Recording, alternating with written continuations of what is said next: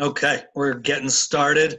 It's a little after 3:30. So first of all, I want to welcome everyone for joining us this afternoon.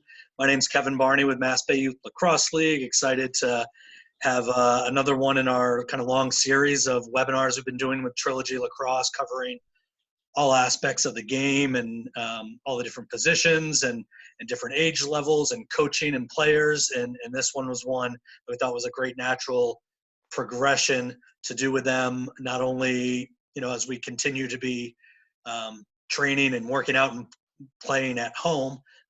And Trilogy has developed a great backyard clinic series that they are doing, and was to really put this together for our middle school players focused on that age level, on skills and drills you can work on in your backyard and that they'll demo and talk through, and how to put those together over the next few weeks for you.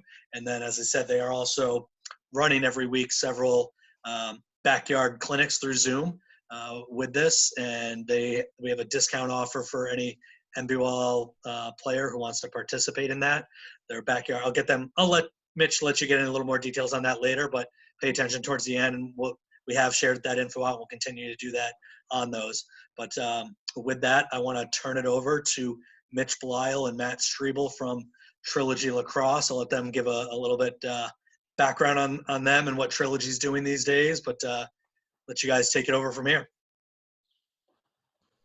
Awesome. Thanks, Kevin. This has been great. And guys, if you're having trouble with the views, don't worry too much. I'll try to do a majority of the talking, so that way we can do this, but it'll be fine either way. You're going to see what you need to see.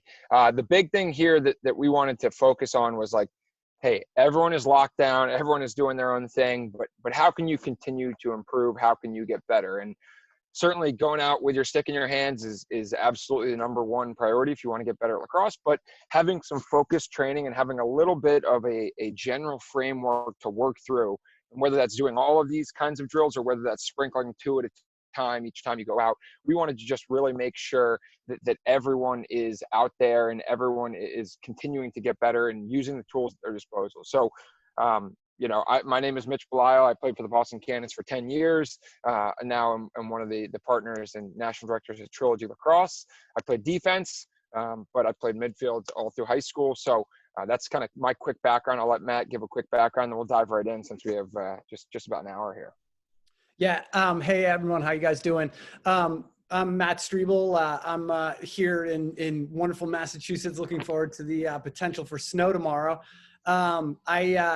I've been with Trilogy basically since its inception, and I've played professionally for a long time and played with Team USA, and I've moved over almost entirely onto the coaching side at this point. And I think, one of the things that just sort of a macro point about what we're doing here in terms of these backyard clinics and what we're trying to get out of them. And it's everybody's in this situation now where we're trying to figure out how to make the best of a difficult situation. And I think, when I approach these backyard clinics, and it sort of brings back to memories, my youth growing up playing lacrosse. I grew up here in Massachusetts. There were not a lot of opportunities to play lacrosse with teams the way you guys have now.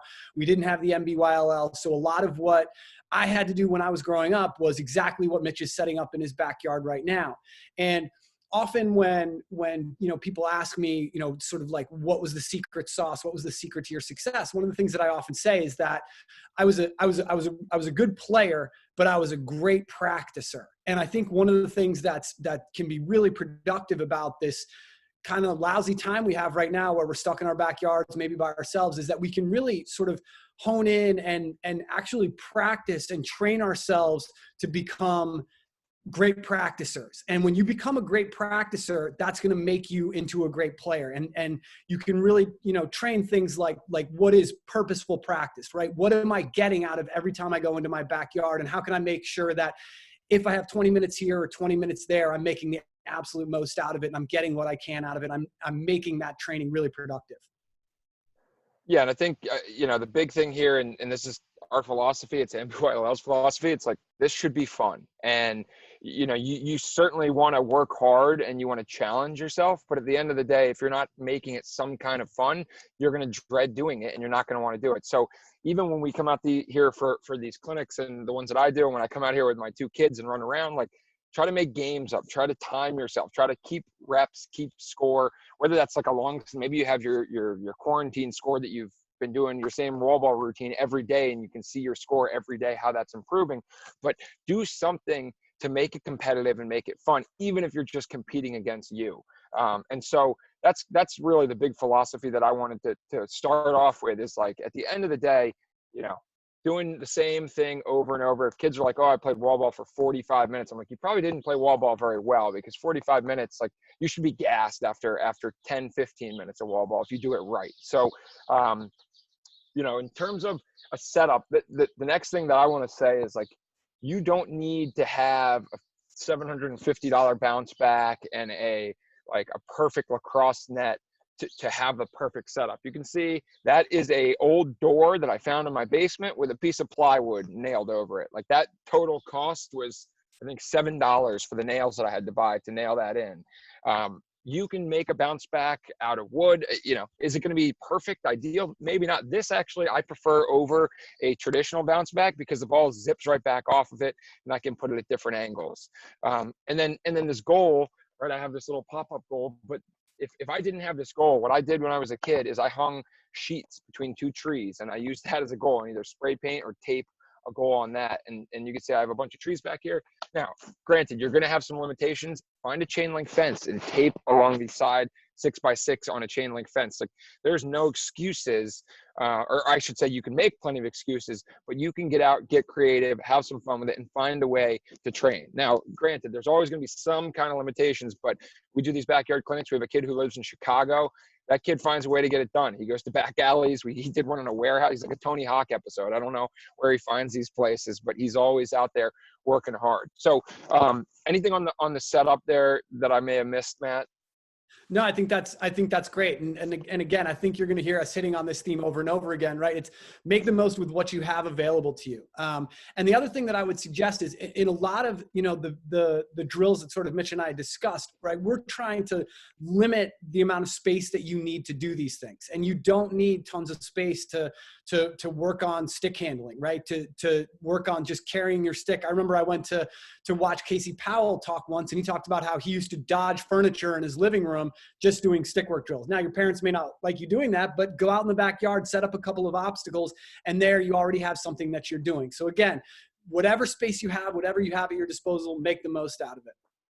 Yeah, and that is a good point. I mean, the one thing I would say is, like, I have 2 kids of my own, like, be cognizant of windows, and you can see my thing is angled. So if I miss, I'm hitting a hill, and if it bounces back weird, it's going back in the trees. But be cognizant of windows, or put together a little slush fund, savings fund to pay for those windows that you probably will break. But first thing we're going to start off with here is just simple wall ball. So wall ball is one of those things where you guys have all done it before.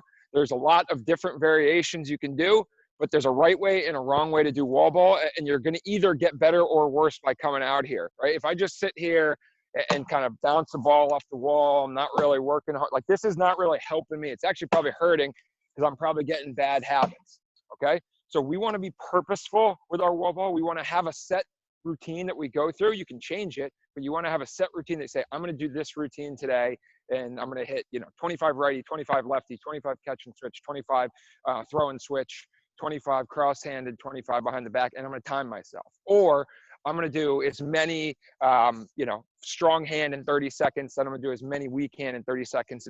But again, having a competitive vibe to it, having some goal in mind that you're trying to accomplish, that's the key.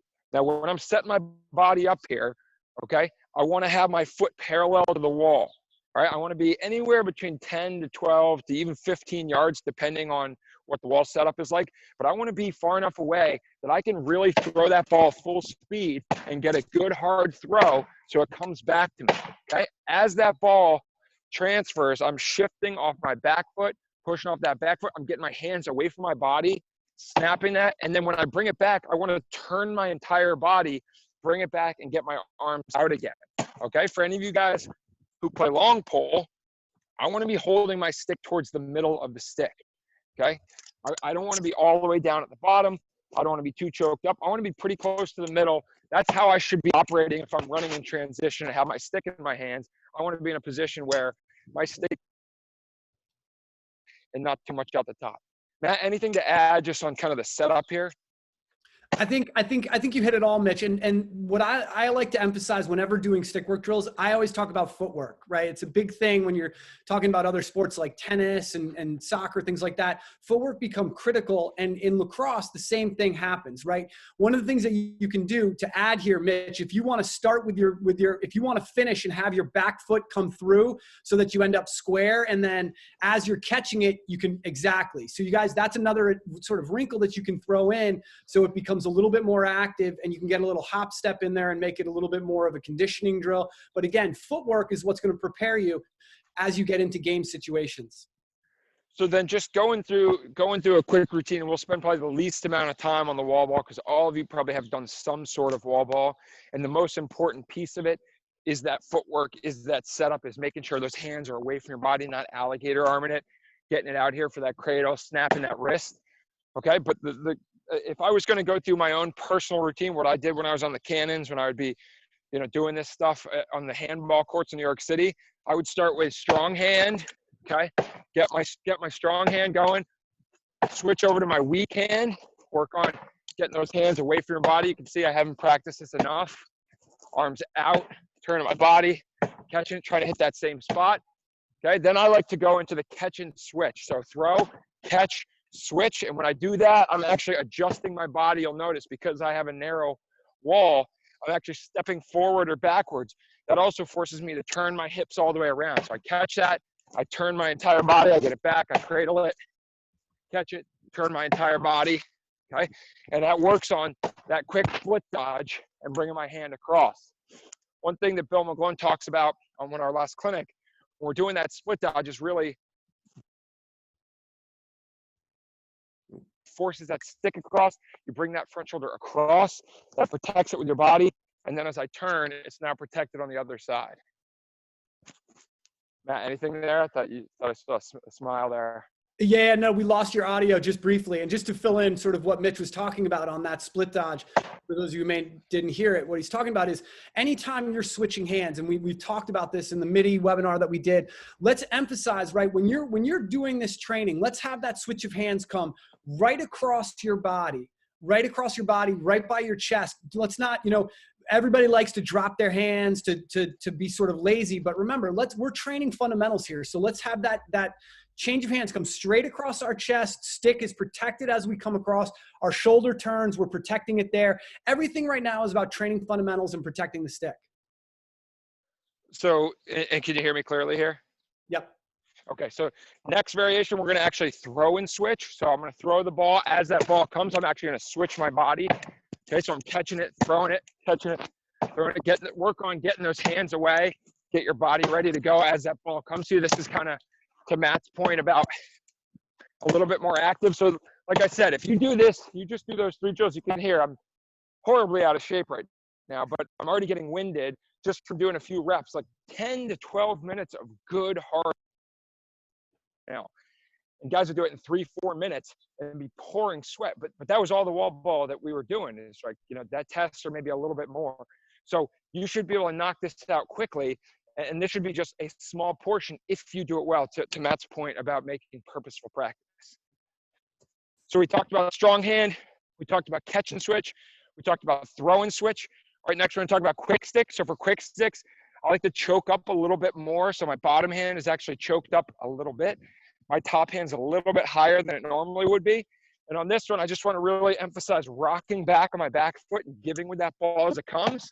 So soft hands to bring it back. Snap with that bottom hand, pull that bottom hand down, and then use my top hand to find the spot on the wall where I want to hit it. So top hand is soft, bottom hand is doing all the work. I'm bringing it back behind my body and leaning back. It's just a transfer of weight from my back foot to my front foot. And then we'll switch it over. Same thing, lefty. Right, soft hands are the top. Bring it back. If you get a bad pass, just cradle it back to the right spot and let it go. So that's strong hand, catch and switch, throw and switch, quick sticks, right? This is also the place to work on some things that maybe you don't normally do in a game. So behind the backs, okay? When you're throwing it behind the back, we worked on this in our last backyard clinic. Wherever your shoulder points, that's where the ball is going to go. So if you're pointing your shoulder like this and you're looking at your stick and you're throwing it, my ball is going to go over there in my neighbor's yard. So shoulder points where you want the ball to go, and then it's still a push-pull action, right? Just like I push with my top hand and pull with my bottom when I throw, but now it's just reverse. So I'm actually going to push with my bottom hand and pull with my top hand to snap that top wrist. So get your hands back, point that shoulder towards your target, push with your bottom hand, and then pull with your top hand, and then snap that wrist towards your target, okay? And again, this is why we have extra balls. This is also why we practice this in the backyard before we go ahead and try to throw this in a game. So that way we're a little bit more, you can see my shoulders pointing down to that corner. That's where the ball is going. I didn't throw too many behind the backs, as Kevin and Striebel can tell you, and this is why. Okay, next up we have cross-handed. So here is actually, you actually will face towards the goal, or you can still go this way, but we're actually going to bring our stick all the way across our body. So this is, maybe you get into a situation where you get into a face dodge and you have an open teammate. You want to throw that. This is what they call Canadian style. All right, so I'm just going to bring it across my body. Let that go. Got to cut that tree. Cross our body, catch it. Cross our body, catch it. One cradle, cross our body, catch it. Again, we're trying to twist our wrists across, get our hands set, and then let that thing go. Cross our body, throw it. Now we can catch cross body. So throw, catch cross body, throw, catch cross body. This is working on catching those offhand passes. So if you're handling those inside feeds and they're not coming to the right spot, okay? Next up, one hand. All right, so single hand for this, especially for a pull. All right, you're gonna wanna find that sweet spot where you can still rock it. You wanna get that hand back and really snap towards your target. For pulls, you're probably gonna have to go to two hands for the catch. It's pretty tricky to catch out with a pull. All right, but arm way back, snap the wrist, find the target. Arm way back, snap the wrist, find the target. Okay, for a short stick, it's a little bit easier. I really like this one, because as Matt can tell you, this really helps you find that sweet spot of where you want to snap on a shot, right? If your arms are back and you can figure out where you have to really snap that wrist to point the ball, that's going to be super helpful. And as I go ball hunt here. Yeah, the other thing, I think, Mitch talking about that one-handed throwing style, that's one of the things that I think from a wall ball scenario is really, really good, because a lot of the things that we've noticed when we've been doing these backyard clinics, whenever we start talking about shooting, Ryan's been talking a lot about sort of getting that bottom hand up, getting the head back. And you find a lot of kids, when they shoot, the stick is sort of starting at a 45-degree angle, right? It's here and you're pushing from there. What we want to do, as Mitch said, is we want to get in that habit where we're able to get our hands up. And what that requires us bending our wrist as much as we can, right? It's like basketball. The ball sits in my hand and I get that snap. The same is true when I'm throwing a lacrosse stick, right? If you look at Mitch's wrist, he's getting that snap out of his wrist. That's where the velocity really comes from when you're shooting. That last little wrist snap, that's what allows you, as you get better and stronger, to actually start using whip, to use deeper pockets. That little last snap, and you can really develop that by working one-handed. And then the only other thing I'm going to add, Mitch, just quickly before you keep going, I want to emphasize what Mitch said about set numbers for yourselves, right? I'm a big believer in, and Mitch mentioned this, right? Make this fun, make this a challenge, have goals that you're trying to get, right? Go out and be like, I want to get 100 one-handed without dropping it before I switch to my weak hand. Right? I want to get 25. I want to get 10, whatever it is. Have a goal every day so that when you go out, you have something that you're trying to hit and you're developing, right? I said, we're going to train ourselves to practice. Now what you're doing is you're training yourself to deal with potentially making mistakes, dropping, picking it up, and having to start again. And any other variations, Matt, that you like mixing? The only other one that I thought of that you could do is one, incorporating fakes. So fake low, throw high. Fake low, throw high, and then fake high, and throw sidearm, and then sidearm passes, right? So being able to throw from different release points, certainly something you want to be able to do. But any other variations that you guys did in your wall ball routine, Matt? No, I mean, that's you pretty much hit him. I think the only other thing was I did like to throw in all three arm angles, right? I would go straight over the top for 25 to 50, then I'd go sidearm.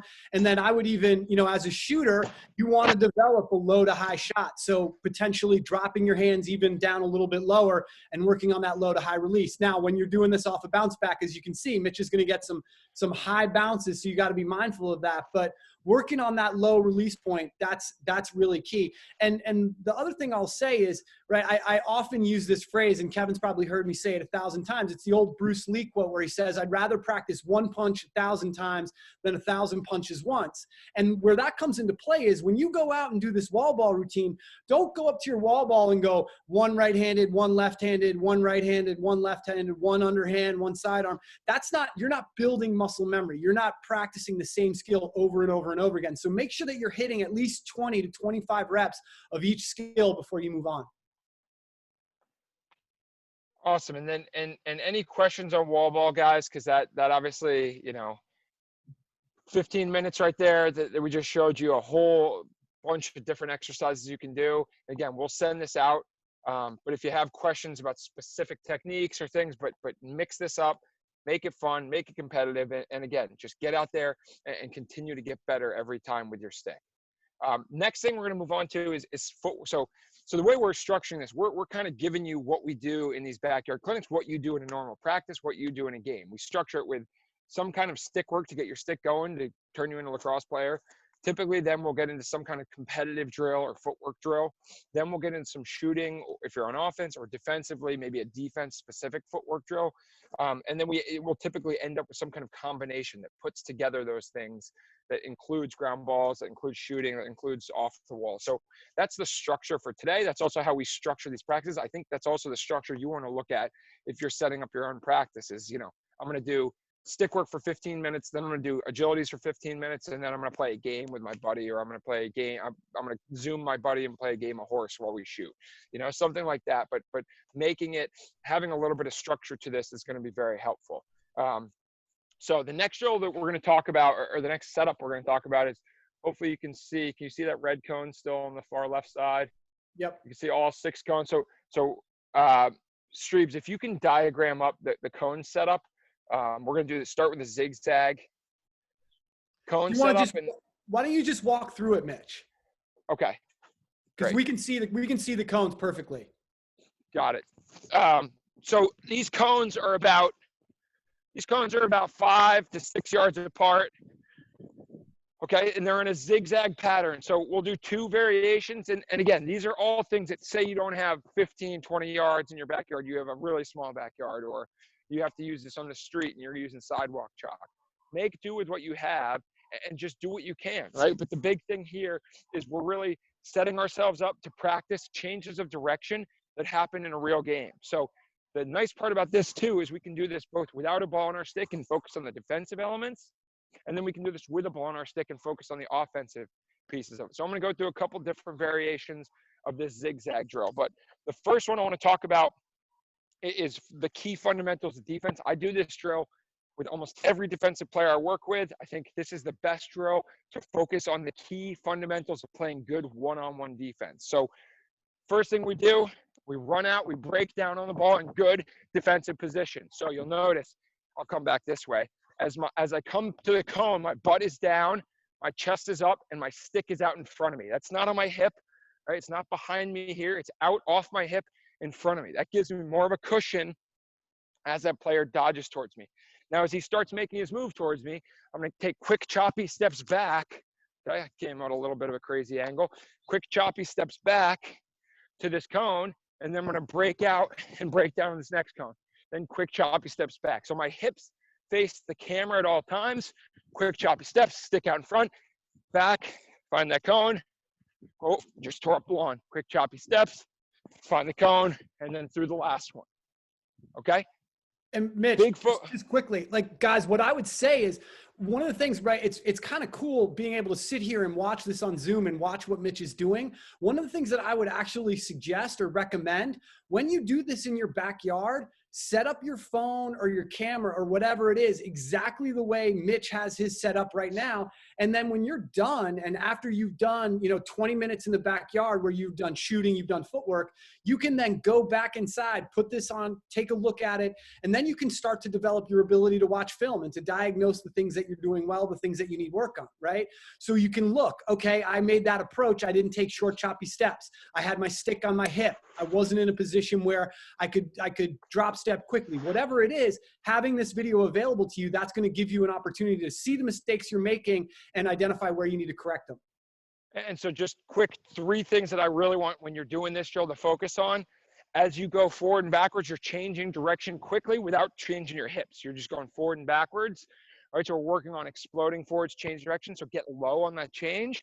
And then as you go backwards, the more that you can keep your chest up and your stick out as you go backwards, the better off you're going to be, because you're matching that speed of a dodging player. So that's the first round of the zigzag drill. The second round is actually drop stepping. Okay, so what I'm going to do here is I'm simulating that I did that approach, quick choppy steps back, and now he made his move and cut. So I'm going to turn and drop step and actually sprints to the cone. That's a big thing that we talk a lot about, is kids will shuffle. We don't shuffle in lacrosse on defense when you're covering the ball. You have to sprint. So I'm going to sprint to this cone. As I get here, I'm going to plant, get low, open my hips, find that next cone, sprint over, plant, open, sprint, plant, open, sprint. Notice my elbows are locked in at about 90 degrees here, like I'm actually driving a player side to side. So the big one here is slow it down at the beginning, so you're turning the right way. Okay, get extra low, pack it in. A lot of you guys in master hockey players, it's like a hockey stop. We explode off this outside foot, open, come this way, turn our hips, plant, open, explode. Matt, anything to add there defensively?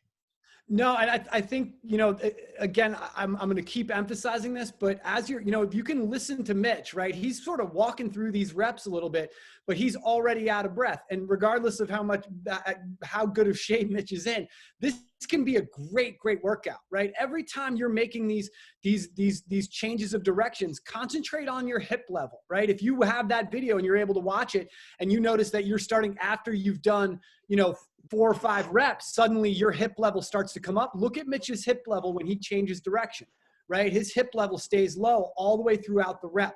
And that's key. You can notice spots, right, when fatigue starts to settle in on your 3rd or 4th rep, where you start to come up, your chest is maybe up, you're not approaching, not getting down. Those are going to be key things to spot. Two more quick drills that you can do on the defensive side. I'm not going to go through the whole thing, but use the cones and just work on those quick choppy feet. So always go to the inside first, quick choppy feet, work on little tiny steps, going around the cone. I come to the inside, quick choppy steps, up to the next one. That's one variation. And then the second variation is the Jerry Rice version, the actual turning your whole body. So come up, quick choppy steps around, quick choppy steps around, and then attack the next cone. So those are 4 defensive variations that you can work through. You go through each of those 4 or 6 times at a high level, high rate. That's like 5-10 minutes of good hard work. Take 30 seconds between each rep. Really let yourself catch your breath, and you'll get a good workout in. And like Matt said, when you start getting tired, that stick starts coming to our hip. We start falling in those bad habits. That's when you got to try to push through and have those last reps be even stronger. Okay. Offensively now, we're going to use the same setup. Okay, but now we're going to do everything reversed. So everything I was doing at those cones was basically backing up, right? I was going forward and backwards. I was going drop stepping and retreating.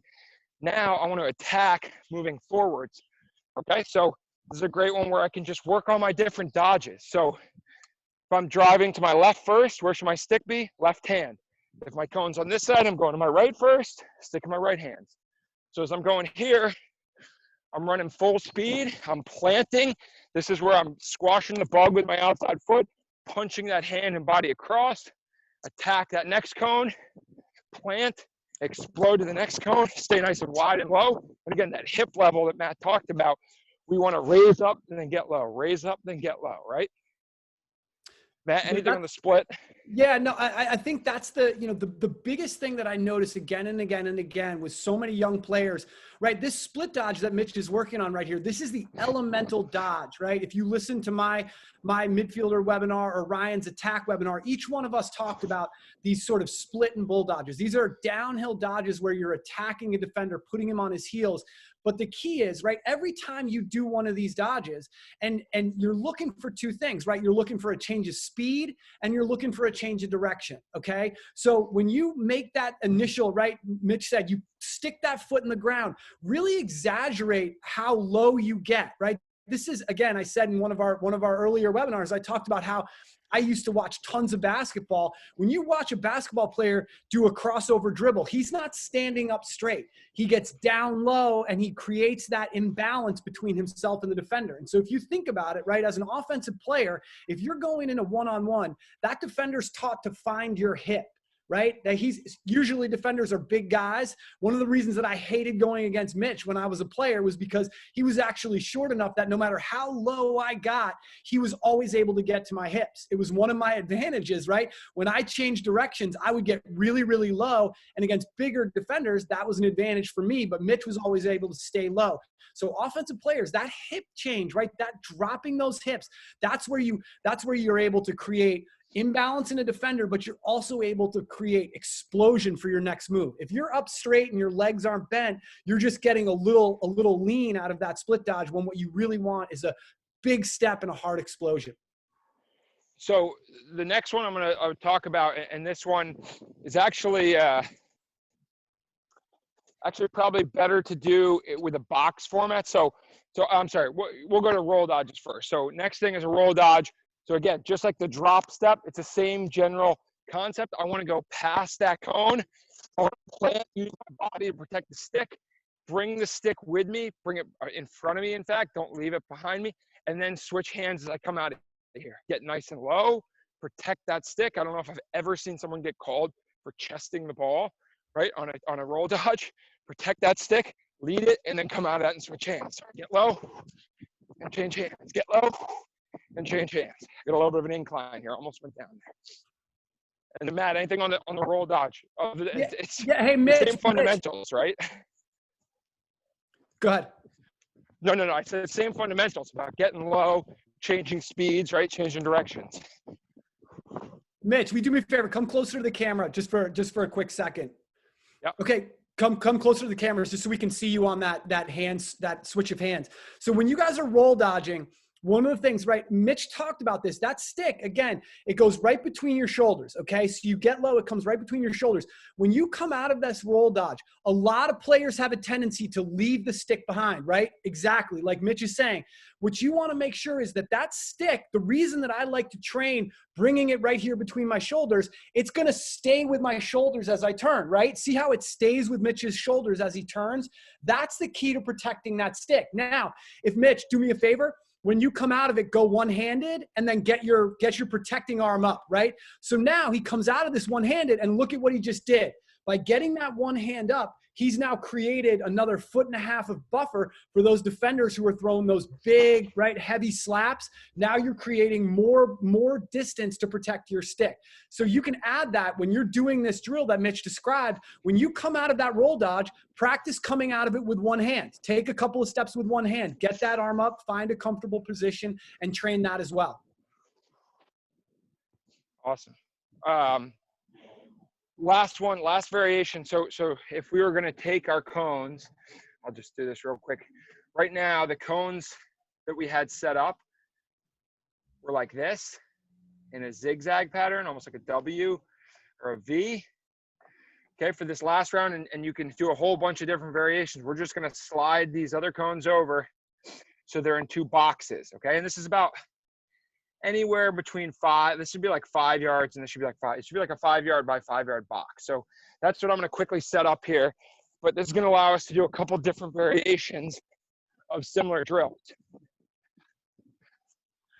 But again, you don't have to get crazy. If you Google, if you look up on YouTube, if you look up on the MBYLL YouTube channel with the existing clinics that Matt and I already have done, right? We've talked about all these things. So last one is the bounce out. So I want to attack full speed, Okay, it's especially good for attackmen. I want to attack full speed with a dodge and then pop off with my head up looking to feed and then attack at a diagonal. Okay, pop off looking to feed, attack at a diagonal. Okay, Matt, anything to add on that one? No, having watched some Trilogy backyard clinics. This is one of my favorite drills that we've started doing and starting teaching, because it really teaches an effective, right? This is how you train that sort of Z dodge, right? This is a great attack dodge, right? And we often talk, when you're talking about a one-on-one, it's often just a battle for who has leverage and who has balance. And so when Mitch steps back, right, he starts to drift. That's when that defender is going to be sort of stumbling forward and reapproaching. And that means that now Mitch is able to attack him when he's off balance. Okay. Awesome. So footwork variations, couple other things that you can add in the repertoire that are cheap or easy. Ladder, you can buy a speed ladder online or GNC, they're $10. Order one of those, or if you don't have that, use tape, use chalk, right? Like all this stuff, use cones, you can improvise. Jump rope, defensively, I don't think there's any more valuable tool that you could spend money on than a jump rope for D guys. And then if you really are limited on space, like take these cones and just do 2 cone drills, right? Little box drills, little footwork drills. All you got to do is get 2 cones and you can work on so many different things, right? Same thing as a ladder. You do in, out, in, out, out. You can do little figure 8s and circles. You can do it with or without a ball. So again, don't feel like you have to do everything under the sun or the latest and greatest. Hit the originals. You got the 6 cone drill. You can make it a 4 cone drill, and then you can drop down to a 2 cone drill. But you want to change direction. You want to do your best to change levels and change speeds, and you want to work on that stick protection. And again, I think what Matt said about having video is such an important tool, and now it's so ubiquitous. Like, I'm in the pouring rain right now. I still got my computer set up under an umbrella, and we're ready to go. So you guys can certainly all do this. Okay. Shooting, Matt, you want to take the lead here on any thoughts on shooting as I start getting us set up here?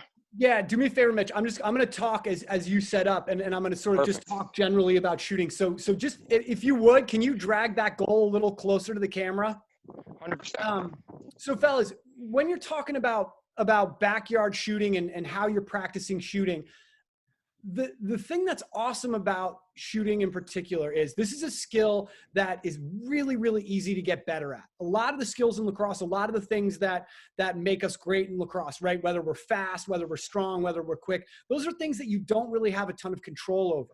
Now, I remember I went to a camp when I was really, really young. I was like 12 years old, and somebody showed me this drill, this guy named Gary Gate. And he said, if you don't know who Gary Gate is, that's a game you should know. That's dating us.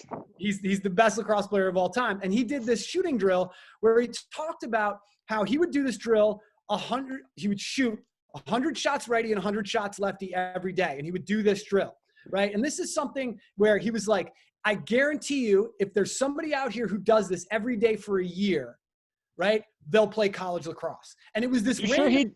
You sure he did it right? You sure he did it righty? I added that. He only did it. Mitch is right. Gary Gate only did it lefty because he's a Canadian, so he has an excuse. For the rest of us in America, we have to do it both righty and lefty. Thanks for blowing up my spot there, Mitch.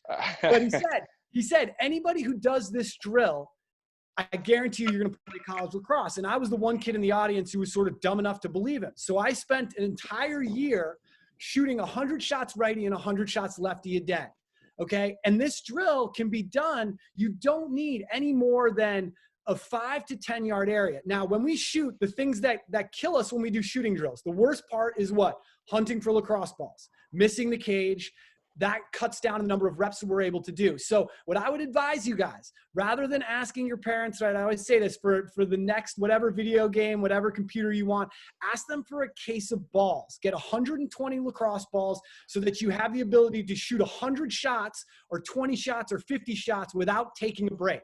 And if you look at this setup that Mitch has done, what we're looking for here, this drill, right, this is designed to train both shooting on the run and shooting time and room. You're going to be developing both skills simultaneously in this drill. So Mitch is going to set these cones up. Mitch, do me a favor. Will you get those cones right even with the pipe? So you're 6 yards. There we go. So we're basically, we have 2 cones that are 6 yards apart. We're creating this little box. You're just 6 to 8 yards in front of the cage. You have a pile of balls. Now, what we try to train as a shooter is we want to train our ability to shoot without thinking. We want to establish enough muscle memory that when we're dodging down the side or we're in a spot where we're time and room, we look at the cage and we're going to break it into 4 quadrants, right? We're going to draw a line from the top bar down to the ground and then across the middle side to side. So you have an upper right quadrant, an upper left quadrant, a lower right, lower left, et cetera, just 4 quadrants. And what I want you to think about is I want you to think about shooting to one of those 4 quadrants. And what we're going to do in this drill, Mitch is going to stand close to the goal, get tighter. There you go. Because the tighter you are to that post, if you're right along that post, what you're going to force yourself to do, this is going to train us to develop power just using a torso snap. Mitch's back foot, his right foot in this case, isn't going to be able to move. That's going to be anchored to the ground. So all the velocity that we're generating just by trying to turn our back and show our numbers to the goalie. And then we're going to snap it as hard as we can to that upper corner directly in front of us. Now, what I would recommend, if you're going to be doing this in your yard and you have pipes on your goal, right? It has pipes, wear a helmet because you're definitely going to hit a pipe and it's going to come back and nail you. So be ready for that. But what we're going to do is we're going to put down a pile of 20 balls. And so, Mitch, do me a favor, slide over. I'm going to talk while you're doing this. Slide over like 10 balls, as many as you have there. And I want you to just rip through them as fast as you can. Who cares if you miss? Who cares where it goes? And then we'll see how out of breath you are when you're done. Okay, so I'm going short side, right? Bring him back to short side. Everything is short side right now. That means the post that you're standing directly in front of, okay? So in order to get there, again, Mitch is going to have to really open up and then release with his chest and shoulders facing the goal. All right, go ahead, Mitch, as fast as you can.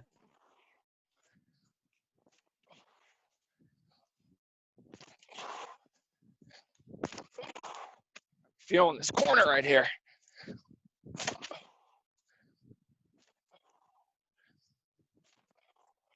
And so one of the things that's great about this drill, right, it's going to train us. We're going to develop this sense of, hey, I'm hitting the cage now and I'm hitting the spot that I'm aiming at. Can you hear me, Kevin? Okay. It just came through all rushed. Okay. We're, but so basically what I think it's picking up your audio right now, Mitch. You're breathing too hard.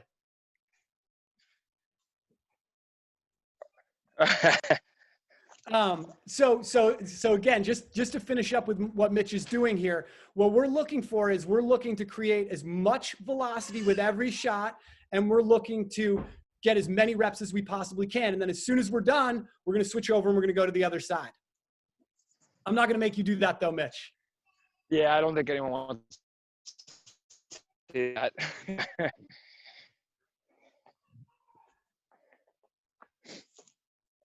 Awesome. Any questions there on that short side shooting? Striebes, okay, so we did our feet set. Now as we move on to getting a little more space here. Yeah, I think in terms of the next iteration, right? What's great about this drill is we're also working on how to develop this time and room shot. So we're getting 2 things at once here. What I would say, Mitch, let's move on to doing some stuff moves off time and room where we're bringing in the bounce back and we're getting a little bit more work. So what we're going to do here now is we're going to incorporate, right? Mitch talked about this progression of we're starting with a specific set of skills, stick work, we're getting that going, then we're moving on to footwork, then we're going to do some shooting. This is a great way for you in your backyard to add some game-like situations, to take the footwork that we worked on, the shooting that we've done, and then we're going to add that into this final drill where we're getting that pass involved, and we're imagining that this is a feed, and now we're in a position where we're in a time and room spot, right? Which means that I'm catching the ball with space, and there's potentially a defender running at me, and so I have to use an assortment of moves to fake him out. And I think the things that we're going to work on a face dodge, we're going to work on a split dodge, and we're going to work on potentially, if Mitch wants to, a little swim dodge. Yeah, let's do it. So as I get this, the big thing is I have to have my feet ready to go and ready to set. If I just catch this and then I have to bend my knees, get my hands ready to go, by that time, whatever defender has come out, he's broken down and he's ready to go. So as this ball is coming towards me, I'm getting my body ready. I'm almost, for guys that are starting to get more advanced, you can actually set your feet up so you're actually starting your hop. So as you catch this, right, as I catch this, I'm ready to let that thing fly. You watch guys like Davey Emil, like guys that are just like traditional shooters, Brad Ross, guys that are old Cannons guys that the people might remember, Matt Striebel, right? As they catch this ball. Brad Ross is a great throwback, Mitch. Well done. Hardest shooter I've ever seen in my entire life. So as this ball comes, I'm getting ready to go. My feet are already set. That also sets me up for these secondary dodges that Striebel talked about, right? And so now, and I talk about this a lot, you have to imagine that there's someone playing against you. When you're by yourself in quarantine, lacrosse, right? There's not someone there with you. When we do these backyard clinics, you can tell the guys who are visualizing an opponent because they do the drill more accurately. You're like, oh, I know where the guy that is imaginary that's covering you is based on your body position, based on the way you're turning. So every time you're doing something, make sure you're envisioning there's a guy sliding to you full speed. So as this ball's coming, there's someone running right towards me. Now I got to imagine, is he coming right at my stick head or is he coming towards my bottom foot? Okay, because if he's coming towards my bottom foot, I want to freeze him with that hard hitch step, okay? And then I want to come across the top and I'll work my way to the middle and take that shot. So that hitch move, right, really takes advantage of a defender that comes out of control. So as the ball comes, hard hitch step, come across the top, and then follow through and really get my whole body. My torso is going to be so sore tomorrow. Right? Okay. Catch, hitch, hard step, let that thing go. Matt, Mitch, anything to add on the hitch? Yeah. Yeah, Mitch, I was just going to add one thing, right? So if you notice what Mitch is doing here, Mitch is using the hitch into more of an on the run shot. You can also use the hitch and then reset your feet and do another time in room shot. So Mitch, show us what that looks like. Oh, it took too long. Right? So it's one hard pumping the arms down like you're faking, step around, set your feet.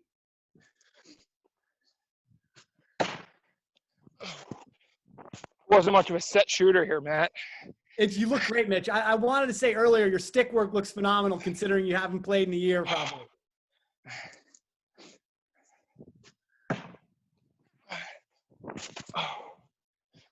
There's a nice shot.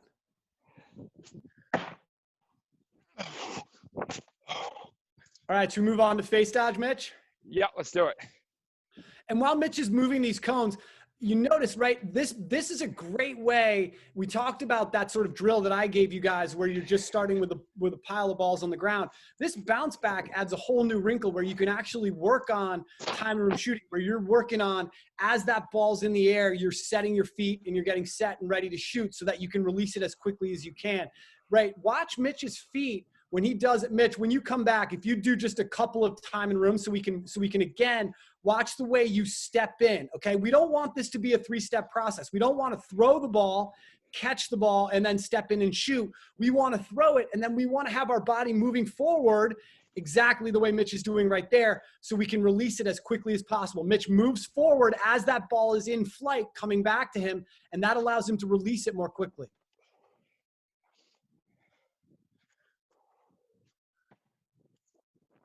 It also allows the shooter to adjust to bad passes, right? If you have your feet set and you're just standing there, you're going to have to move your stick. But if you're moving and you're bouncing and you're light on your toes, you can adjust so that your stick is always in a spot to shoot, right? We don't want to catch the ball over here, then bring our hands back, then shoot. Again, that's a three-step process. We want to move our feet so that we're always in a position to shoot. All right, Mitch, face dodge, take it away.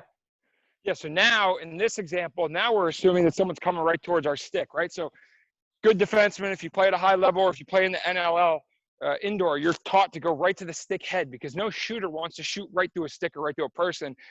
Maybe it hits them and they get a little bruise, but you're not scoring a goal, and shooters want to score goals. So as this ball comes, we're envisioning now that that player is coming towards the head of our stick. So again, we want to get that big wind up to make it look like we're going to shoot that, and then as they come, we're going to punch that arm and that top shoulder across our face, run down this pipe, and then work on keeping it tight and getting it back and shooting. Now, you have a bunch of different options from that face dodge, right? You can either switch hands and shoot lefty, or what I just did, right, for this one, we're just going to come around and then finish. I'm a little bit tight to my goal. Ideally, I'd have my goal back like 2 or 3 more yards, so I have that space, right? But I'm going to catch that thing, bring it across my body, and then finish in tight. Matt, anything to add on technique? I'll take the coaching.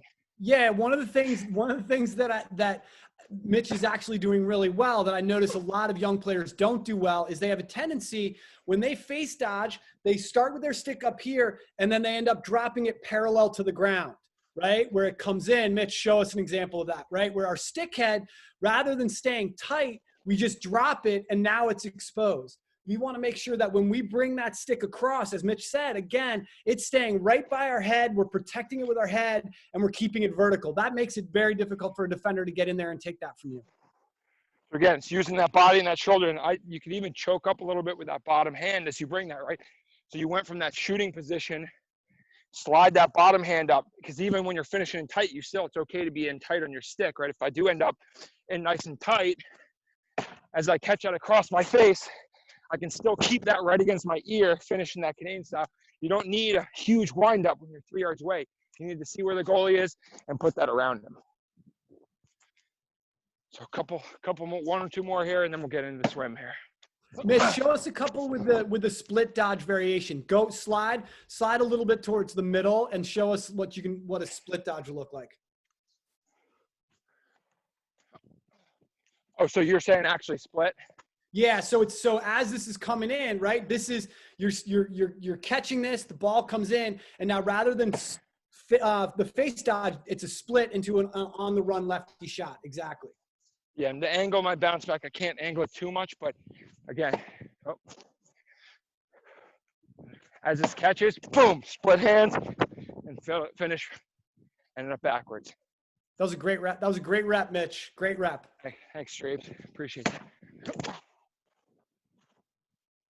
He still got it, KB. He still got it. Look at the speed on that split dodge, Mitch. Oh, just laser sharp. And then swim. You want to talk swim here? Yeah, you could talk swim just briefly, and while Mitch is getting set to do this, right? This is again more of an advanced skill, and you know, people always ask me, you know, should I train shooting sidearm? Should I train swim dodges? And I'm a big believer, right? We just talked about training behind the back passes. Whatever skill you have, right? Think of your skill set as a golf bag. For those of you who have any idea about golf, right? You have a bunch of different clubs in your bag. The more clubs you have, the better chance you're going to be able to find a club that's going to get you out of whatever trouble you end up in on the golf course. The same is true when you play lacrosse, right? If I have one hand and that's it, that one hand has to be able to do everything else in the game. If I can play righty, I can play lefty, I can throw it behind the back, I can use a swim dodge, I have a bunch of different tricks, that's going to make me even harder to guard. So this swim dodge, while it's higher level, if we practice it and we know when to use it correctly, then it can be a really, really effective skill. And when we're going to do this again, right, we're doing this off this time in Rome where we get this pass coming in, a defender's flying out at us, potentially under control, right? And we're going to set up again like we're going to shoot. And then we're going to swim over the top of them. And one of the things, Mitch, give us that little free arm like slide through, right? That free arm, you don't want to exaggerate it, but you want that free arm underneath to balance you as you're coming over the top and slide over that defender. Now, any New England Black Wolves fans, Callum Crawford, notorious for a little pat on the back or pat on the butt as he swims over you. Yeah, there you go.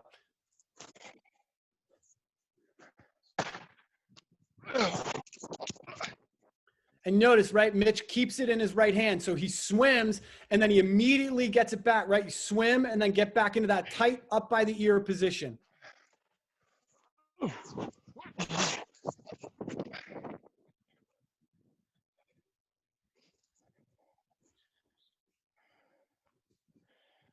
And then the last step is the right, we get the guy to bite. So we use either the swim or we use the face, and we get the guy to bite, and we plant, and we roll back to the middle, okay? So that's if you want to do the triple combo. We talked about the combo off the wall. Now we're using the shot, right? We start with a shot. That's combo 1. We start with the swim or the face. That's combo 2. Now if they get over aggressive, they pursue, and we can come back the other way. Then we get that on the run shot coming back across. So we can keep adding on the different elements that we've worked through to piece together, you know, full-on dodge. Great question. What about snow? 3 feet of snow, deep snow. Get out there and work in it. It's going to make you better. Rocky 4 status. Awesome. Well, I got a great workout in, so I I was appreciate that from all of you guys. You're killing it, Mitch. Nice job. We'll open this up to Q&A, but we've mentioned it a bunch of times. We literally just sent out the link. We're doing Tuesday, Wednesday, and Thursday from 3 to 4. And then Thursday, we actually have a 1:45 to 2:45 session with Ryan Boyle because the 3 to 4 sold out immediately. But there's very limited spots on these. And I've seen some names here, Adam Joseph Hertel, Jason Lavigny, who we worked with this past week. And you can ask those guys. I mean, and Matt said it, the first one he logged onto. We actually coach, so it's like a 6 or 7 players to coach ratio. We have multiple coaches on, and we're actually coaching you. So this isn't just like a watch us do tutorials. That's kind of what this was. If you want the actual interactive experience where you're out here doing this with us and we're watching you, demoing it, we watch you, and then we give you feedback. That's what that is. So we'll send the link out. Matt, do you have that link? Can you shoot that out to the chat function, or if you just go Trilogy Backyard Clinic, if any of you guys just Google it right now and then throw that link in there. And then the what was the discount code, Kevin? It was a Backyard, I believe. Backyard. Yeah, so if you use Backyard all lowercase, that'll take $10 off the cost of that. But we're doing them every week. We'll probably be doing them all May, and then looking at possibly some camps in June, which would be like extended versions. So hopefully this was helpful and enlightening to you guys. We'll send this stuff out via the chat function. If you look in that chat, you'll see that in a minute. And thanks so much, guys. Thanks, Kevin, for setting this up, and Matt for putting me through a nice workout. Yeah, awesome, guys. Mitch, I've never seen you shoot that many lacrosse balls in a season. So that was fun.